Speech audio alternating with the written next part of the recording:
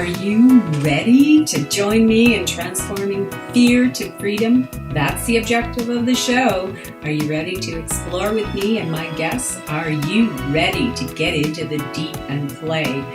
This is where it's at, and that's what it's all about. No medical advice here. Use discernment and decide for yourself if the information is right for you.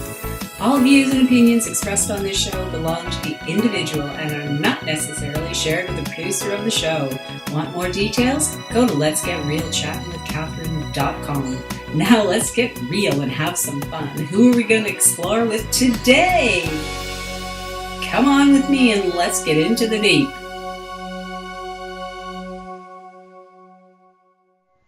Hey, we're back.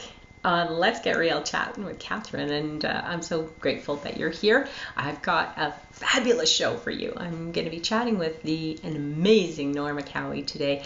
And Norma Cowie, she's been practicing metaphysical stuff since the 60s, I guess, over 40 years. So she is studied tarot and teaches it, and she teaches courses on past life regression. She teaches on soul journeys, all kinds of things, and we talked about a lot of these different things and her understandings, because she's got so much experience that she just goes everywhere. She is what is called a metaphysical psychic life consultant and a past life regressionist. She's a Yun method practitioner as well, and she used to do ESP fairs, and she produced them all over cities in Canada and in the western parts of Canada and the US. She had her own TV show. She's got books. And the books you can get, and her CDs and her course information and her seminars, and she's open to travel to do seminars. That's another thing, if you're interested in having her as a guest to do some teaching or whatever. All that information, you go directly to Norma's website, which is, I'll just give it to you here. I'm going to have to look it up, but it's www.normacowie.com, which makes sense, and I'll put the link on here as well. But she has just found some really interesting, and the thing about Norma is, although this is metaphysical, her understandings, she brings them into the practical. She has spirituality around money. She talks about that. She has a book about that. She talks about healing and the purpose of the past life thing. And, she doesn't do what I would say, she doesn't do the carnival kind of thing. That's why when she says she doesn't go looking for scenery, she's looking for specific things to help make your life better now. And that's what I love about her. And I love about the way that she conducts herself with her people, and I've done some of her courses, had private sessions, and I just love her work. So of course I'm excited, as per usual. I'm excited to meet all my guests, but there's some people who I've worked with on numerous occasions, and we've done several shows. You can go back and look at the previous shows through the show listing page. There's the current shows and then archive shows from all the shows. We're in our 7th season now, and we're coming to an end of it. So this is March 17th. Happy St. Patrick's Day to all of you who are Irish or just want to be today. I have an Irish heritage, and you wouldn't know it because I'm not wearing green today, but I figure I've got enough of it in my blood maybe to do me. But I do wish everyone a happy day, no matter what you're celebrating. And let's get into this chat with Norma Cowie and really have some fun. Go to lgrcc.com for information on all the shows and all the guests. All right, so welcome back to Let's Get Real, chatting with Catherine. I'm so delighted to be chatting with Norma Cowie once again. We are going to go where we go, as per usual, but there's a few sort of themes that I'm kind of wanting to explore, and one of them is past life. The whole concept of it. So welcome to the show, Norma. Thank you for, you're looking fine, you're looking vibrant. It's spring, it's March, it's St. Patrick's Day. Oh, happy St. Patrick's Day, everybody. Yes, happy St. Patrick's Day. Yes, it is. It's wonderful out here. I'm leaving to go to Vancouver for a few weeks, and my daffodils were coming up. And so I would go out there and say, please bloom before I leave. So I went out this morning, 3 were open, and about another dozen or so waiting, so. Yeah, you're way earlier than we are. We still have, I shouldn't say still have, we got snow again on the weekend. On Sunday, we got a blizzard. we got some rain on Sunday. I live in the desert. It was very welcomed, actually. It rained quite hard, and the ducks came out because it pools in front of my place here when it rains off the road, and all the ducks were out there swimming in the pools. Oh, cool. That's very cool. It definitely feels like spring. I know the weather may not be exactly, in eastern Canada. They're still getting bombarded, poor guys. I mean, it's been a heck of a winter, but I have to say, before we get into this other part of it, what are you like? I knew the calendar. I felt a big energy shift January, and then I know this March is, this is a significant date for somehow. After the 15th, 16th, it's like astrologically and whatever. Do you pick up on that sense of because it feels like spring. It feels like not just spring in the weather sense. It feels like we have shifted into a new, I don't know how to explain it, new way of, new energy, more lighter. The astrologers definitely are saying, based on the planet's movements, there's a lot of things happening. I still always think, though, those wonderful changes can happen, and it's still up to the individual to be able to make the best of them. Yeah.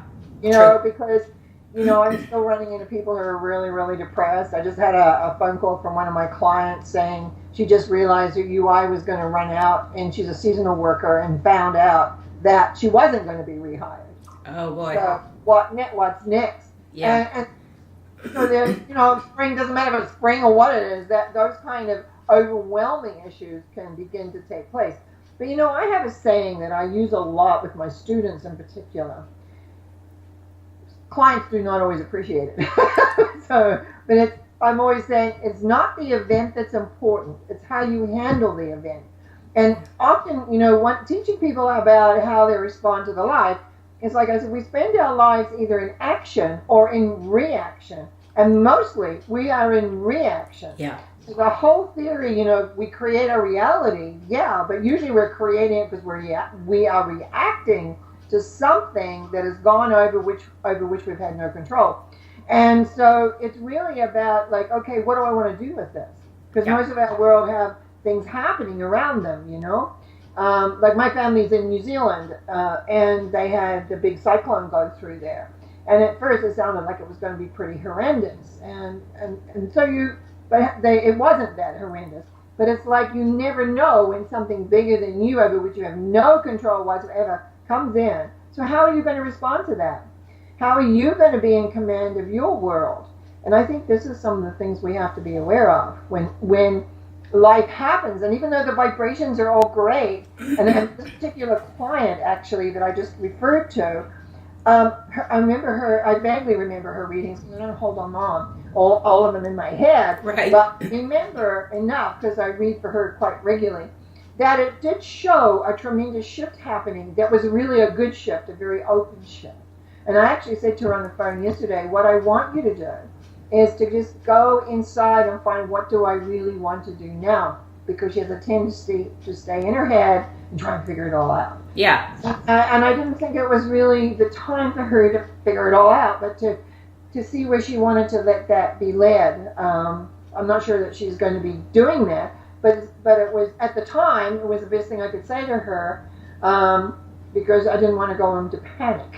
Yeah, well, that's the thing about, for me right now, I'm feeling a lightness, but the energy itself is just, I've sort of let go. So I guess I'm kind of in the wave, okay, well, whatever wants to happen, kind of feeling. I'm not always that way, but I think that's what maybe helps us the energy's there. And like you say, depending on how we choose to feel about it, it's going to take us, the stuff's going to happen anyway. That's kind of how I feel. Life is going to happen, but it's what a life happening that we can enjoy and that we can be happy about. Yeah. We should be always in reacting to all the things that are not working. We want to be moving into the ways of things that are working. Well, and this is what part of the reason why I was feeling that some other stuff has changed is the interest right now in past life, near-death experiences, just metaphysical in general, that I don't remember being there even 2 years ago. different people. I'm pretty active on social media, so I have a lot of different interactions, and I just feel like there's people who are a lot more open now to even hearing, a concept that where before it was like, oh, that's woo-woo. I actually had the first time in a long time, somebody said, oh, that's just a bunch of new age fluff. And I was just like, whoa, I haven't heard that in a long time. Because people are starting to realize, who cares what the label is, whether it's from new age or old age or whatever it is.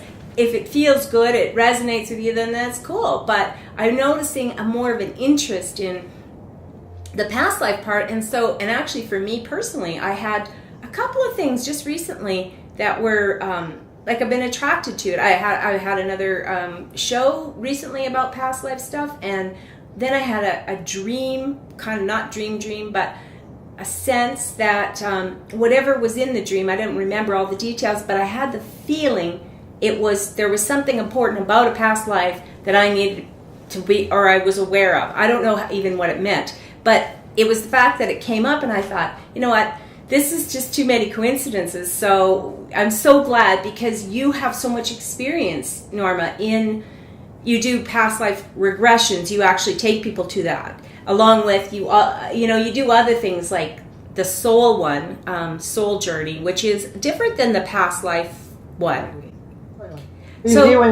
We're dealing with the soul, and in the past lives, what we're dealing with is what the soul has encountered since it came to Earth.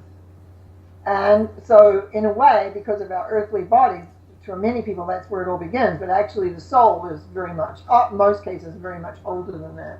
Yeah.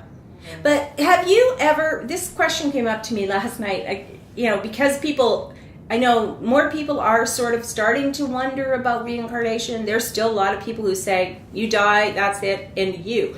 But I don't run into a lot of people like that. But what occurred to me is it possible at this point on the planet, I know there's no time in the other realms, but here on this, is it possible for a person to really not have had a past life? Have you ever run into anybody who just didn't have one? This was their first time? No. But I was thinking about how to approach an answer to that. To answer to the no, I haven't. If it was your first time here, you'll be in either two ways. One is what we would call a baby soul, which is like really groping with what's going on here, so it wouldn't even be interested. Or they are an evolved soul that has come to take a look around, and they wouldn't be interested. So there's the two realms. I get the middle. I get the people who are in the middle. Now, for me, as a soul, I've been here for a long, long time. So it was, like I often say in lectures, or when I meet people and think they're because they're quote unquote an old soul. Yeah, we just take a long time to get it, Like, yeah, you're slow learners. Or if we got it, we forgot it. And it's one way to look at it. I've spent a long part of my life trying to figure out where I was, and that's why past lives became so important to me, because I discovered that all our early decisions that we make about life are based on past life experiences, and that's the bottom line for me. That's what the real beauty of past lives. Not so much to go sightseeing to see who you were, because most of them are very dull and boring, and you're kind of glad to get out of them. But because of what was those decisions created on, because if we don't clear them, if we don't resolve them, they keep reoccurring. Yeah. So really, the value of a past life is in order to have this life become easier. And really, that's the bottom line of it. The rest of it can be fun. I mean, there's lots of fun things. You want to go find out if you have a talent, like some people want to play a guitar, so they go remember a life when they play guitar really well, and kind of pull that energy back, so it makes it go much faster to learn it. There's lots of things you can do like that.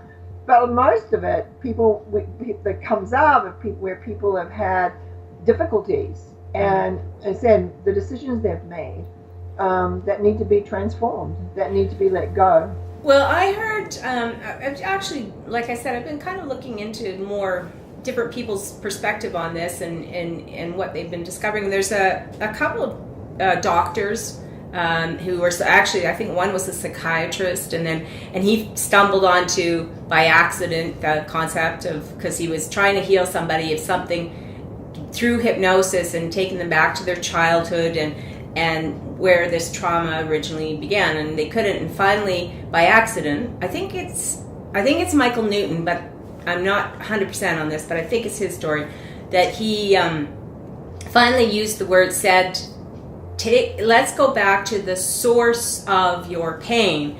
And when they did that, boom, the guy was back in World War II or something like that.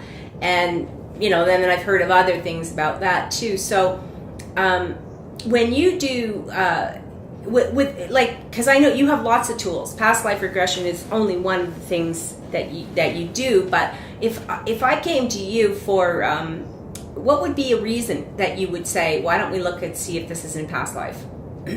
Well, first of all, I just want to clarify some things. I do a lot of 3-hour workshops. In fact, it's really interesting that in the next month, I'm doing 3 different workshops, about 3 hours long in 3 different areas in BC here.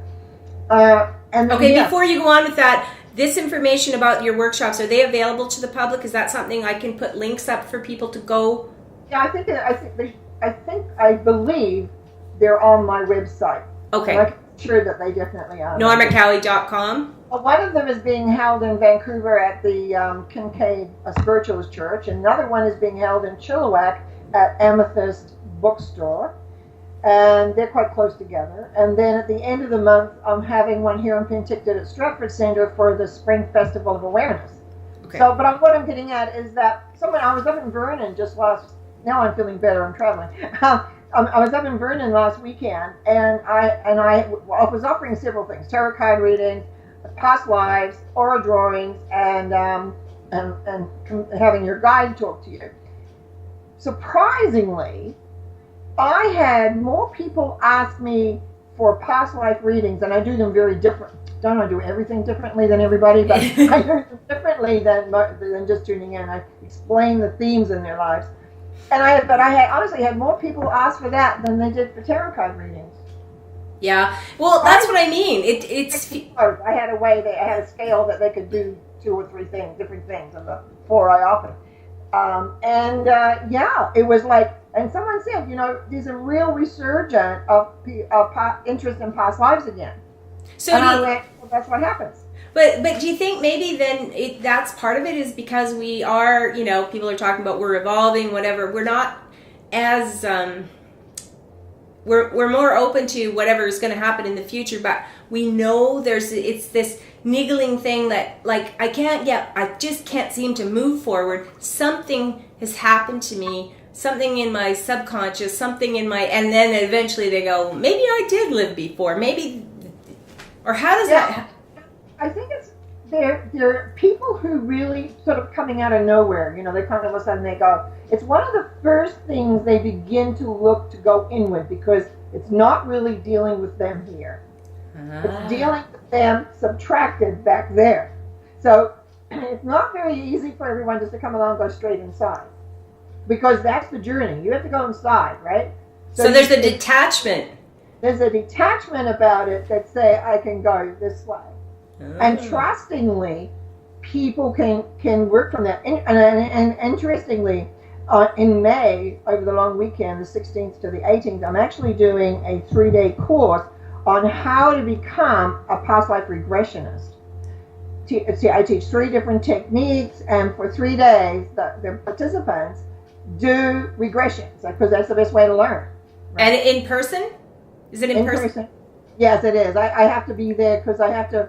It's like not only the theory behind everything, but to watch how they do it. Like last time I was doing this course, one lady spoke way too fast and too quick, like and I went, hold on a minute, you're putting a person in a relaxed mode. First, slow down, but don't get your sentences out like a machine gun, like go. Stop, because people have said to me when they've heard me in regression, you're just so different. I said, well, you don't think I'm going to speak like I'm speaking lecturing, for goodness sake. soft, gentle, easy. You know, because you got to match yourself, and you got to learn how to match yourself with your client. And if I'm not around to observe that, you don't really learn it. You might learn the theory, you might learn the process, but you don't learn those fine little things. So, you know, that's the little nuances that make it more, right. That make the, and some people have gone on. To me, I give them a certificate, so it's certified. And some people have gone on and use it like a part-time, you know, kind of thing to do. And but it's like everything else, it is practice. But yeah, so I'm well enough this year again to offer that again, and I've got several people interested in coming, which is great. So would there ever be a reason why somebody would want to do that for other than the highest to help? Like, what? Some people just come because they want to do a lot of regression work. Yeah, you know, because they're going and in the process they are learning how to do them, but it gives an it gives an opportunity to actually be regressed in a short period of time, quite a few times. But so then later, can you? I mean, you're like, you've got so much experience in this, so you're not the norm, okay? Like you are Norma, but you're not the norm. No, I'm just considered normal. Come on. But I mean, can anybody, if they learn how to do it on other people, can you do it on yourself?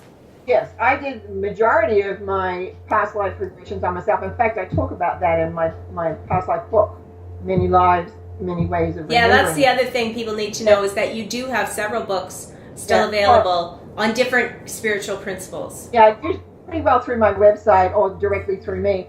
But what I want to say is, and I also have a CD, and a lot of people use the CD. To do past life? Yeah, it's just it's like a meditation. So they put it on and go in. And some people tell me they use it to go to sleep at night. Cool. They put it on and they go to sleep. Great. I don't care. You know, I mean, somewhere in there, some work is getting done. So it's perfectly safe to do that? Oh yeah. Okay, I didn't mean to interrupt you, but one thing came up when you said something there, and I guess it goes with the CD thing, but is there any chance that a person doing it on themselves could go back to a past life and get stuck there? No, not really. They could get and this is what happens to a lot of people. They feel it because I'm going to backtrack a bit. When I'm doing a group regression, everyone gets the opportunity of being regressed, but it's as a group. So I'm not leading each individual. I've got a mean line. I'm following the energy in the room. Some people hit an emotion that is big for them, you know, or something is happening that hits them. They just come to you right away. It's overwhelming. They're here. So they might have to still work out that. They still might have to work out those emotions, those feelings. But I've not, and I've done thousands, believe me, in the group, I've done thousands of people. I've never seen anybody really get stuck. And anyway, I'd always make myself available. I always make myself available to talk after a workshop, or even if they want to get hold of me after. And I really haven't had much of that over the years. No, and I've pretty much done this workshop all over the world. So, but I mean, if you were using the CD and going to sleep with it, you wouldn't. No, it just puts you in a relaxed mode. What it's designed to do is have you relax, so they just relax and go to sleep. Some people go to sleep. Because that means they just don't hold on to the consciousness, right? They don't say conscious. Because always it's about keeping you conscious, and that's why when you have a private session, I'm there, we decide what you want to do, what you want to see, what the end result is. And then I'm there directing you there and working through. Now, I'm not a sightseer regressionist because my main thing is to aid and help people to become more clear in themselves and, you know, basically transform their stuff, so to speak. I set it up when people phone up and ask about them, I first of all want to determine what if they want to just go sightseeing, which I can do, but it frustrates me. Okay.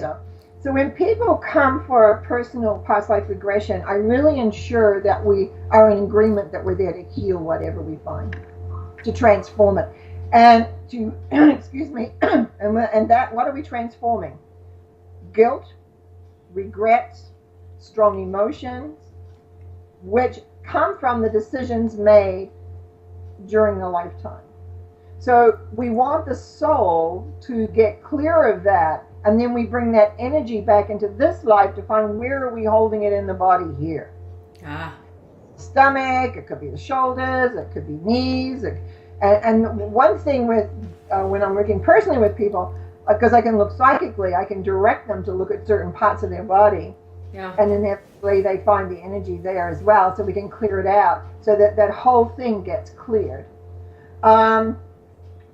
Most of my personal work, though, actually is my transformation work, where past lives are part of it, but I kind of clear up those things.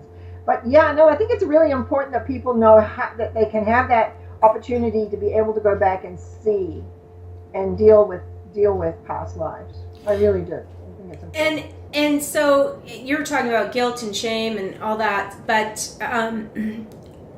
sometimes could it be a physical? Could you have like sometimes it's well, I think I was talking to you. I had a pain in my jaw. It was for, I don't know, years. I used to grind my teeth. I used to clench my jaw. I used to, and then I don't remember. I did a past life thing, and it was some lifetime where I was a little kid, and my father ended up killing me hit me on the jaw, but it killed me. I wasn't very old, and I got it. He didn't understand. He didn't mean to kill me. It was just something in those days. I wasn't working hard enough or whatever.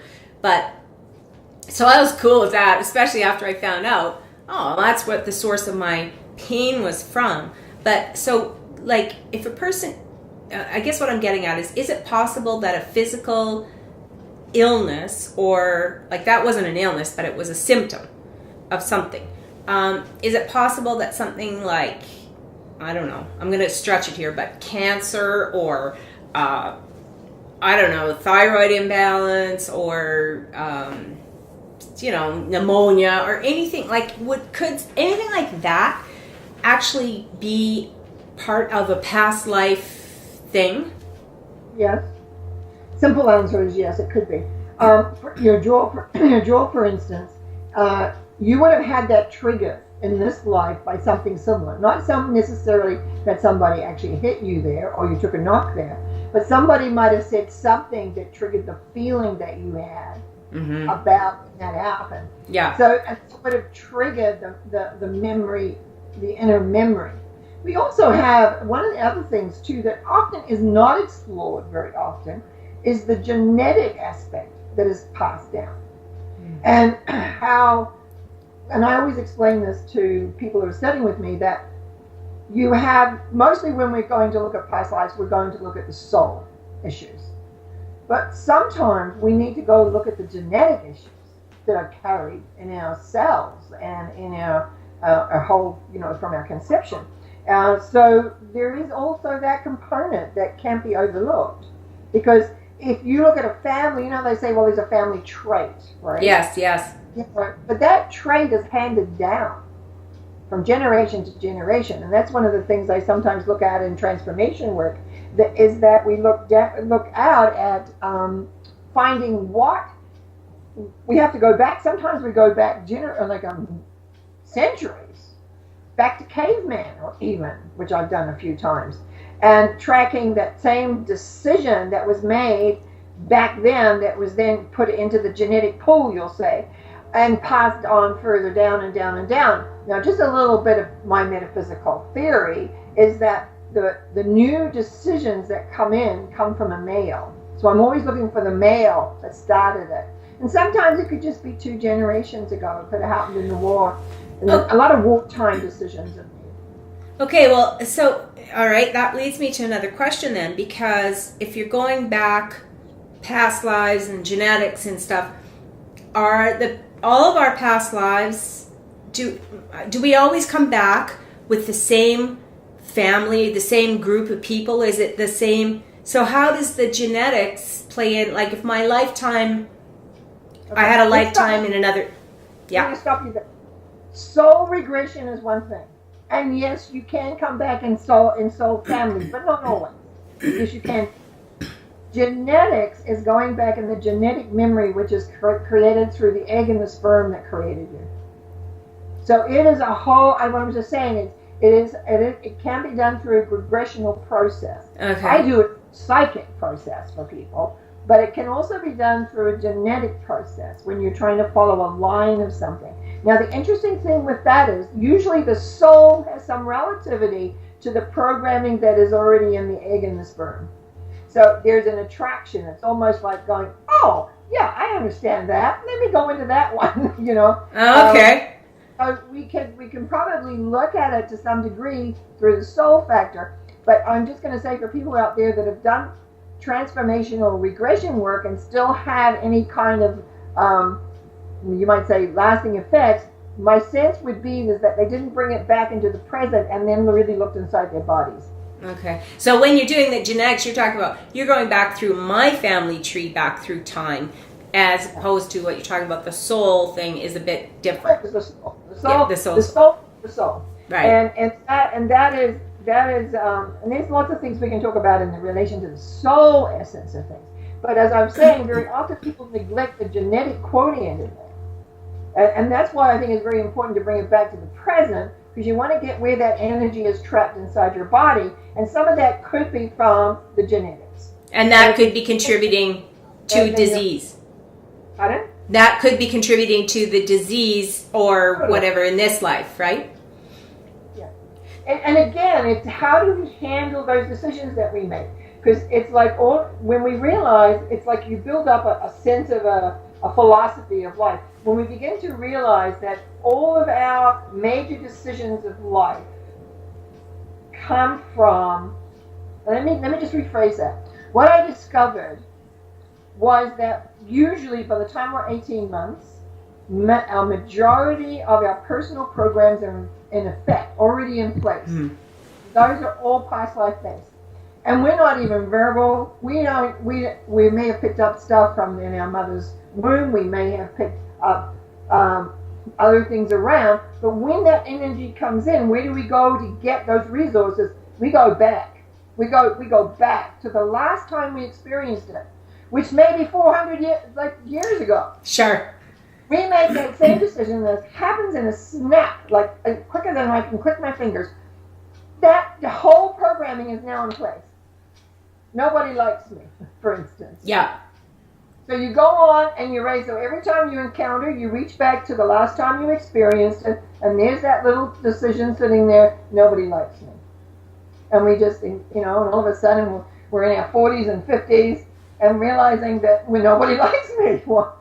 And yet, really, there's no reason. So when we take care of that transformation and transform it all the way through, it opens up a whole new vibration, and that's when you get your changes, your vibration shifts.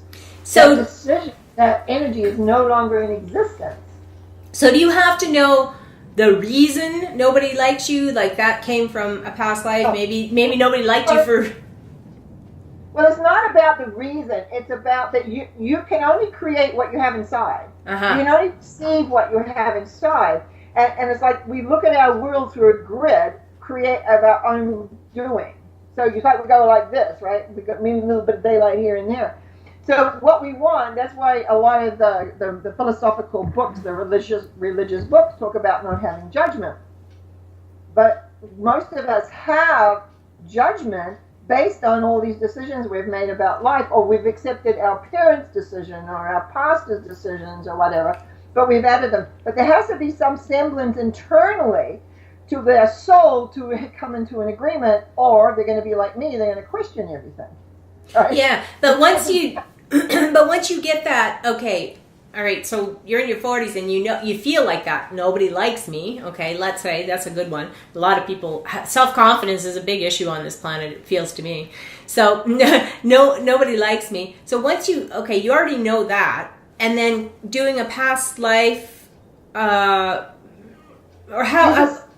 There's a step here. You get a set. You get a feeling that everyone's against you, or nobody likes you, and nothing you can do seems to change everything. Right. There's a step in there that either you've heard or you become aware that something can be done about it, and there has to be motivation internally to want to do something about Which is not to make people like you, but to heal the feeling. Yeah. Yeah. Outside, even though it feels like that, it's nothing. And that's the hardest thing. I just had, interestingly, a couple of men clients come in the last month or so, 6 weeks, who were incredibly stuck in their lives. One young man really stuck. His and I thanked him. He first came for a reading, and then I suggest we do this transformation work. Well, he can't get over the results he's having because he's getting up and doing things. But he said, I really applaud you. He said, well, I have to do something. I have to do something. He just recognized he was so stuck that he had to do something. And he's doing really, really well because he's been willing enough to come and get all those energies transformed out of the way. Now, has he had a personal past life regression? No, because my transformation work covers so much more than a regression will do. But I just admire that when you talk about, and that's a step that a lot of people don't have. They sit depressed or self-pitying or whatever else that goes on, and they don't realize they just have to expand a little bit and be willing to let go. Yeah, that is the big thing, I think, too, is just you got to decide. Like, a lot of people don't realize, I think, this is just my opinion, but that they're actually making a choice. Like, they actually do make, like, they kind of, whether they know it or not, they're saying, it's always been like this, nothing's ever going to change, this is how life is, I am stuck, I'm in hell, and this is how it's going until I die. And then they, every so often, they force themselves to be happy in that moment, but really, basically, life is the shits, pardon the expression, but that's, and not realizing it will be as long as you believe that, and as long as you don't move out of that cage that you built. Yeah? Great, totally. And that's why I really applaud people who are willing to want to make a shift. And every now and again, they show up at my doorstep one way or another that are really... I remember a few years ago, when I first offered you could do four of my transformation sessions at a reduced rate, which I still offer today, but I first started it. A lady came here. She came here and pitched a tent in my backyard, actually. It was really interesting. And it was the first and only time I've ever done everything within a couple of days. But she had an anger issue. When I drew her aura, it was red. No kidding. It was all red. And that's when I said to her, I didn't know she was coming for an anger issue. One of the things I do was a reading with an aura drawing. And I said, oh my God, look at all this. How angry. And she's like, I'm angry all the time. So anyway, we did the sessions. We did one in the morning, one in the afternoon, kind of like that. I saw her, and then she went home. Didn't hear a word. And then I ran into her somewhere. And I was somewhere, she was somewhere, and our paths converged again. I said, how are you doing? She said, I cannot believe the difference. Well, there's another...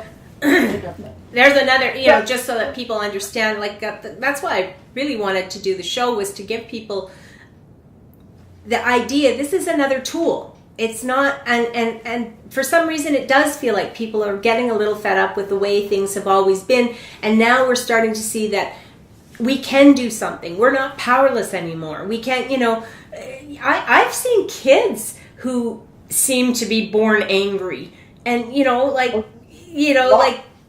people say, what the way baby sleeps, or when a kid wakes up from their nap, how sweet they are. And a lot of them are. But there are some that are like old, grumpy people. And you think, where could they have all the anger from?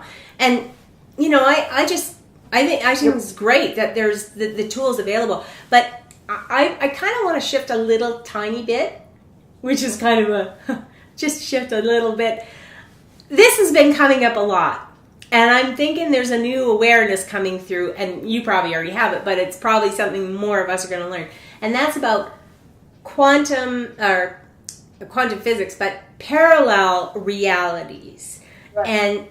And the reason I feel like this ties in with past life is because if you believe there's, as I heard a woman on another show the other day talking about in one reality we're having this conversation, but, we're sitting a different way, or the conversation's going a different way, or whatever, another reality. And there's could be millions of possibilities of different parallel realities. But the thing that got me was that this there was that parallel realities were influencing this reality, and I thought, okay, that's interesting. That some people were thinking that this is something new that I just read. I read something about it last night, actually, and it was like that sometimes the other reality is interfering with this reality, and I didn't get that. And this is something quantum physicists are looking into now, and I'm thinking, well, why would you care? Not care, but what would be and what do you think about these quantum realities? And I have to think about how I'm going to answer that. First of all, one of the thoughts that is out there is that every time you come to a major crossroads in your life, that another reality, or in other words, you create another reality where the road that you looked at and decided not to do is also in effect. I heard that one many, many years ago. And like my decision to leave New Zealand and come to Canada to marry my first husband, was a major, major crossroads, right? So the other part of me, the part of me that didn't stay in New Zealand, who knows, what that would have been. That was one of those very definitive moments in a person's life. Now, the vibration of alternate realities is probably very real for a lot of people, because all thought has energy, and a whole life here I'm talking about planet Earth. Yeah. Planet Earth is a little different than other planets. So here, all thought has a vibration, and we know, for instance, that when you quite die, though you leave your body, you will go to. I was going to say ascend for a minute. It's getting near Easter, and you're going to go to a place which suits the soul vibration.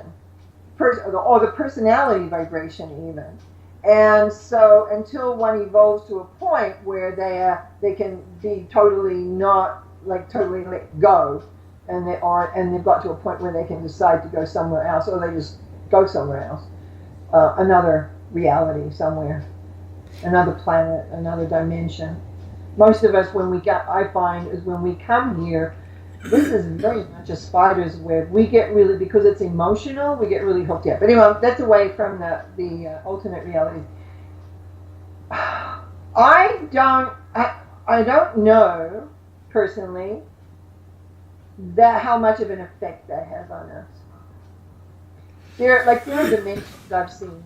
I know like fairy realms exist here. I know the divas exist here. We don't see them. Some people say Sasquatches are really multi-dimensional, and they come in. People who see them see into that dimension, that they live side by side in the woods with other things, or maybe in the cities. We don't know. I know that some of the things I've done through soul, when I'm looking at people's soul journeys, that they have been space people who have come here and walked on Earth in a different dimension than, it's not a physical dimension. I don't know what dimension that is. So is that an alternate reality? I'm not sure. So, I'm not sure. But when you're talking about, how you said, like, in one reality, you married your husband and came to Canada. My conscious reality, that's where my consciousness stayed. But what happened to the vibration of the person that was trying to make that decision? Not that it was hard for me to make, actually. No, but would there be, as you're saying, crossroads and paths, but there, in another reality, you took a different path and you had a totally different life? Yeah. How does that alternate reality get fed? Because all things are done, we are here because we're conscious. Right. You might not even, some people are here in the physical, not super conscious, but there's a consciousness about their body. Their body is made. So another reality, are they in a physical body? I've always thought of another reality as in a different dimension. So what feeds that dimension? Maybe they're being fed off. You have to get vibration. You have to get, like for me to move forward, because if I don't have a vibrational, I know that all I have to do is go lie down and not eat and drink for so many days, and I'm gone, right? Anyone who looks about how the body works knows that. Yeah. Um, But could there be parts of our consciousness, like consciousness is a huge, I mean, there's a collective consciousness, could it be parts of our consciousness that are here, parts of our consciousness in the past life? I mean, gosh, right? It's just such an interesting... I know. So it's a massive subject, and I truly am not a scientist in the point of going, I like to discuss certain things, but that's one, it's kind of like, what's feeding it? And But the question you asked, does it affect us? In my transformation work, I have learned a lot because I always have, in every section I work with, I always have this little thing called other. And when it comes up other, I say, do I know what this is? And yes or no, and I get a no, you don't know what it is. So I have a prayer method I use where I'm showing what it is. And I have come to understand, and my world has expanded a lot just through this process. Never once has alternate realities come up in it. Okay. Interesting. Many other things have, but not that. So in my experience, I cannot sit here and say it has affected us, because I've done a lot of, in the last 20 years, a lot of transformation work for people, and I have not had that come. Does that mean it doesn't exist? No, it just means at this point I haven't been ready to see that. Maybe next week it'll come in, and because of our conversation it'll show up. I don't know, but I haven't seen it yet.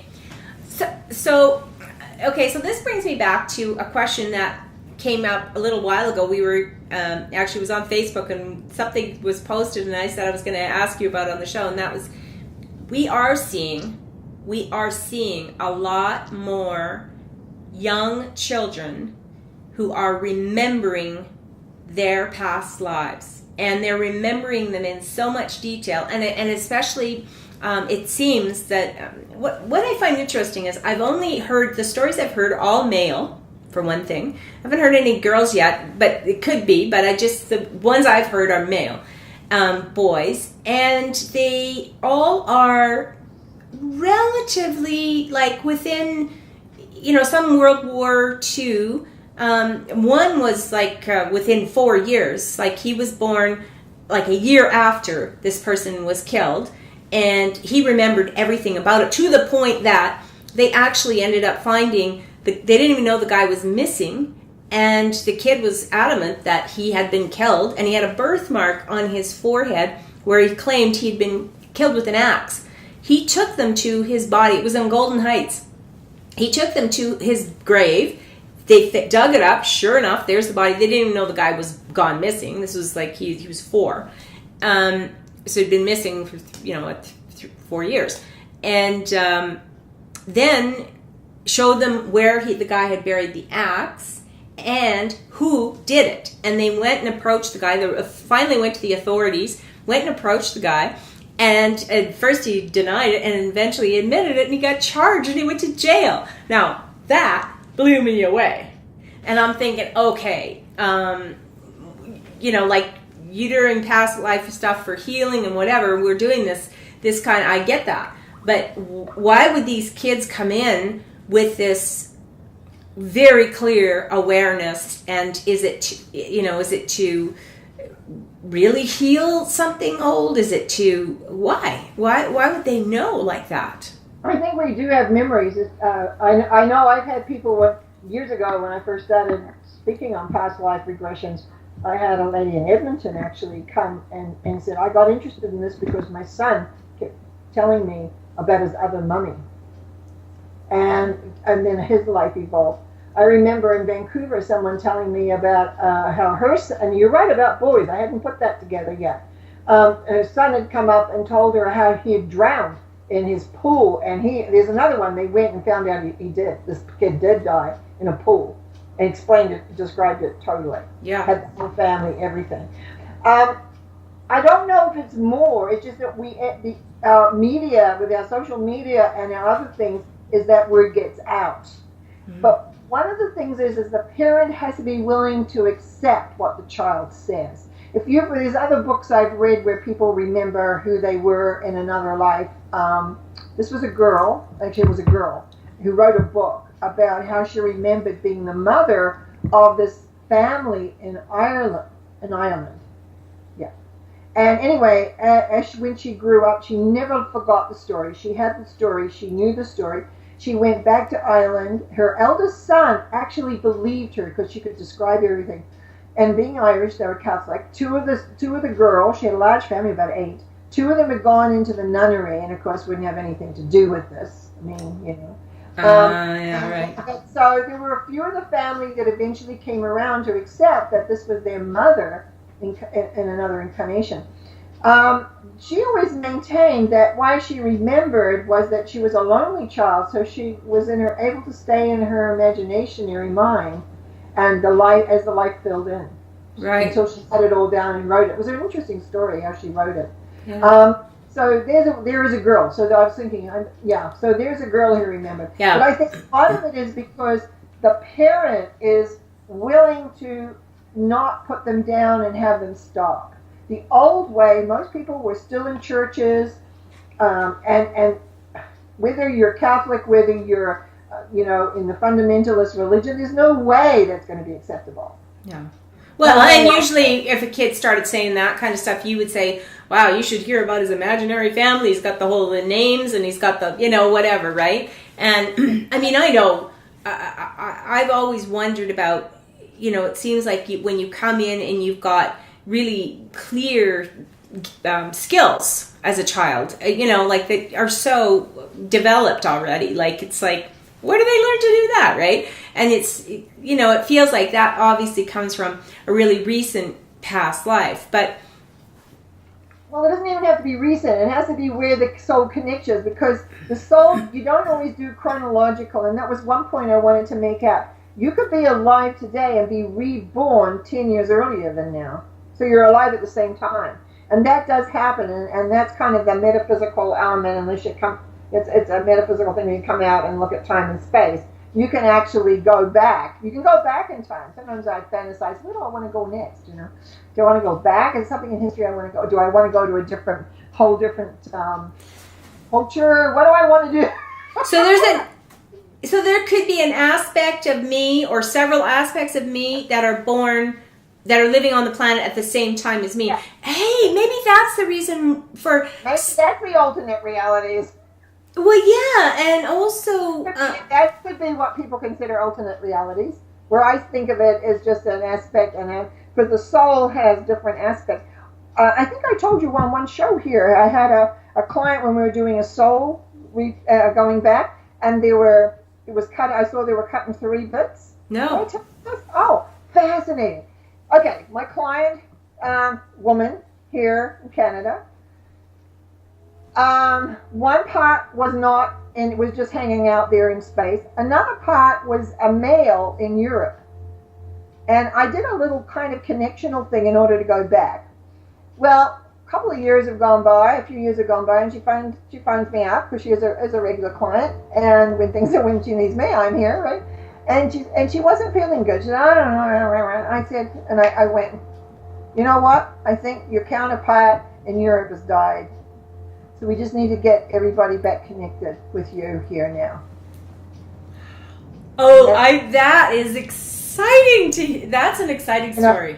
And I can tell you another story way back when my daughter was a teenager. And she used to come to my meditation classes. So she was over 14. So let's say she's 15, 16, somewhere in there. She was coming home from school one day, and we lived down on the hill at White Rock, and she was walking down the hill, and she came into the house and she said, I just feel so weak. I just feel like I just need to go lie down and sleep. I said, okay. And then I said, do you want to come to class tonight? Yeah, I'm just going to go have a nap. I just feel really, really tired. So during the meditation, she had this vision come of she explained it as an old man who had drowned in a river. And she said she saw that as a past life of hers. And because, like Alzheimer's 1, she was seeing it as a past life. But it also could have been another fragment of her soul. But anyway, after the meditation class, she felt fine. Wow. But you know what? Another thing that occurs to me, Norma, is that, people say, well, there's like, whatever, 7-8 billion people on the planet. And so all these souls, and then what's going to happen when we start not needing this many people? And what occurs to me is, there could be 20 versions of me as part of this 7 billion people. There could be, 50 of each one of us. Well, you're not that split. We don't want you too split. We don't want you really split. In fact, my whole thing is to bring everything back into integration, not splitting. No, but that could be how it's happening. Yes, you could. Not only that. There's lots of reasons why there's more souls. Over the years, I've evolved a theory, and one of the reasons more and more people come here I'm sure you've heard me say, some people are sent here because of it being an emotion. Like, this is their punishment. That's where the kids can be born angry, because it takes a long time for them, unless they come do work like I do to clear that anger out. And I always look to see when the soul is coming in, how's it coming in? And anger is one of them, because they're mad at what's gone on before. Hesitation, even though you're coming here because you want to come here. There's hesitation because you don't know what you're getting into. So that, very often, a lot of people have hesitation in their lives is because of that. Fear, because straight fear, like, what is this? I had one client wake up out of almost being drugged, actually, and being sent here, not knowing where he was, what was going on, and he had spent his whole life disorientated, and now we've done some work and he's doing much better. But just totally, I couldn't believe it. Anybody would do that, but they did. And so the soul that comes here because it's an emotional planet, and it's like, I'm trying to think. Have you ever been to Graceland to see Elvis's house? Have you ever been there? No. I have been there. I was curious. I had to travel down to take a course in Georgia, and to make a long story short, I had a choice of destination. You have to drop down to change a plane. Memphis. I'm going Memphis. Something's in Memphis. What's in Memphis? Oh, Elvis's place. Yes, I'll have an overnight in Memphis. And I went to see Graceland, right? Yeah. Curiosity. So you're out there. You heard this place called down there, whatever they call it, Earth. It's an emotional. You can get to do this and that and the other. You're in a body that does this, because there's some planets not so nice that you're in a body in. And curiosity. I like them to come in with some curiosity and some enthusiasm. And when I don't see that in a soul, when I don't feel that, when I feel all this hesitation and uncertainty, I transform it so that at least there's a little enthusiasm about being here. Well, you were talking about that groggy thing, and it just kind of occurs to me, because I've had periods of my life, especially when I first got diagnosed with fibromyalgia and chronic fatigue. I mean, what is that? But just sleep. I was sleeping like 22 hours a day. It was just crazy. But I was dreaming a lot. And after that time even, there's still periods where I find there's that, it's like you waking up, but you are so groggy that you can't wake up. Like you're trying to wake up from your dream or whatever it is. That grogginess, would you and then you could go through your whole day. You finally do wake up, but you are groggy. You are foggy. Is that kind of like being stuck in like a other dimension or other, I just call it brain fog myself. Yeah, no, that's what I call it too, but I'm wondering. You could, I guess. I'm not, who am I to say not, couldn't be. Sometimes it's just the body mechanics and the brain, forgetting it's simple sometimes, just simple chemistry, which I don't understand. But you could talk to certain people, they'll say, well, just drink more water. You won't get that. Yeah, I was drinking like 17 glasses of water a day, and I was still, so it's not. But what I'm saying is that sometimes people will say that. Yeah. And sometimes it is chemistry, and sometimes it could be that part of you is out there somewhere living another existence in your sleep time. Because sleep times for some people are very, very important. And healing, that's what I was thinking. Like you're doing. Except I didn't know anything about this when it first started. That's in 2000. So I'm just wondering if maybe if we don't like coming to someone like you to have, or especially coming to you to get all this wisdom that you have, but if you don't have it, maybe our bodies kind of do it to us, for us, or whatever, if there's a reason to stay. Because I actually, at that time, I was sure I was leaving. Well, that's what this last year. I thought last May I was on my way out. Yeah.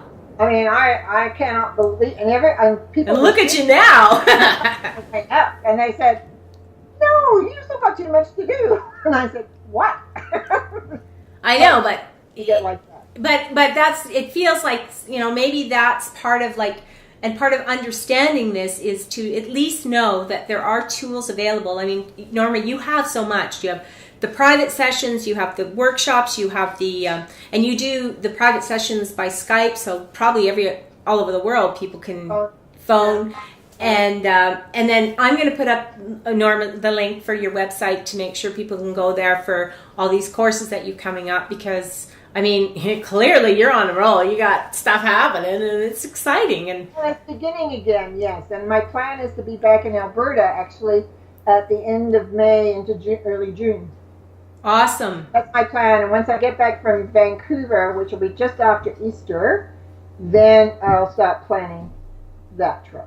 Right. And so, and if people are wanting to hook up with you, or maybe do seminars or something like that, then now would be a good time the time to start connecting with me. Yeah, put it on your schedule and stuff. Well, is there anything else that you kind of wanted to touch on that, or feel like we're leaving hanging? Because I know this is a deep subject. We could go on forever. To me, it's not such a deep subject.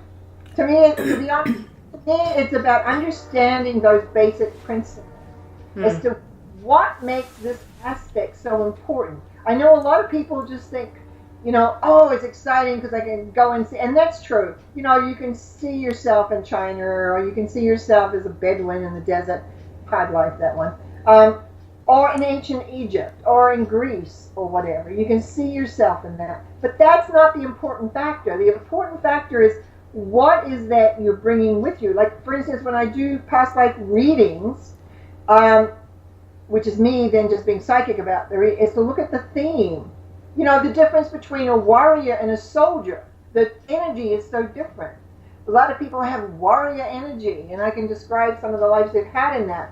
Or the dancer. You could be in Russia as a ballerina, and you could be a gypsy dancer, how is that energy? And sometimes in both. You can be an author, or you could be artistic. You could be a mother. I've had lots of people have mother lives, sometimes not such a good ones. Yeah. Well, and mother isn't always the easiest job to have. So no, and especially in certain times. So it's really about understanding the significance past lives has. So to me, that is a philosophical aspect of it. To me, that's the most important. How we get there is easy, really. We can get there easily. We can transform it easily. But to understand why we are like we are, what makes us to be who we are, what makes me different from my brother and my sisters, what makes me different from my mother and father, of which I'm a product, what makes me different from all my nieces and nephews, or even my children, what makes me different? And why do certain things hurt me and not others, or not affect me? Why am I so... I know. I just did a session for a gal last night on that. Someone I've been working with said, I don't know, why do I feel all these slights? Yeah. And we found out. Why am I eating when I'm not hungry? Yeah. And to me, that's deep. We are so multi lifetimes and it's just but I think the most important part of this is not that it's even possible. It's that having the awareness, knowing there's tools available, knowing that somebody is, I like to say somebody's already been to, Graceland. Well, then I'm going to ask them about it, right? So to me, that's what this is about. Everywhere. Well, and you have, and the thing is, the beauty of it is you're grounded and you're talking practical. We're still living in this world, so there's not to become obsessed with all the other things, but to use it as an understanding to make this life better. That's what I love about it, and that's where I come from. Yeah, you sure do. You'll be in a much better place leaving this life than you were when you came in as a helpless little baby. But you are not, even though it seems like you're a helpless little baby, you are not, you might be physically, but you're not on a soul dimensional. Yeah. So you look into those little babies' eyes and they know so much, but then life comes in and it's like they forget who they are. So really what we're doing is remembering who we truly are to be able to reflect that connection, and I'm a connection to the source, connection to love, and become that wondrous being that we really are meant to be. So that's what it's really all about. Oh, I just so love this, and I so appreciate you joining us, and I encourage people to go and check out the workshops, because there's so much more. I mean, this is like very condensed on so many different issues, but I think seeing Norma in person will be even more fun. So So they say. So they say. Thank you so much to everyone for listening. And if you want to know more about Norma and get all the links, go to lgrcc.com. Until next time, whatever dimension you're in, take care. Wasn't that amazing? Thank you to my guests for sharing with us today. Thank you for watching. Feel free to share the link.